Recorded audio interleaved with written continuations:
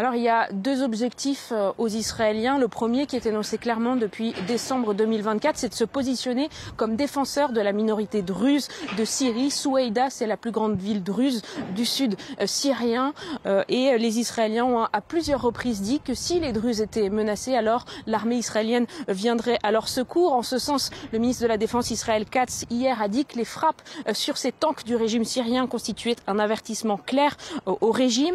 Et puis il y a une autre raison, celle de défendre ses intérêts propres, défendre la stabilité de sa frontière, puisque le Golan, qui est un territoire annexé par Israël depuis 1980, est donc frontalier avec la partie syrienne du Golan, et ça a été historiquement l'une des frontières les plus stables d'Israël. L'armée israélienne hier a dit que ces tanks avaient été visés car ils pouvaient poser une menace à l'État d'Israël. Puis il faut aussi bien comprendre le contexte géopolitique global, puisque depuis quelques semaines émerge la question d'un accord de paix possible entre la Syrie d'Ahmed al-Shara et l'Israël de Benyamin Netanyahou.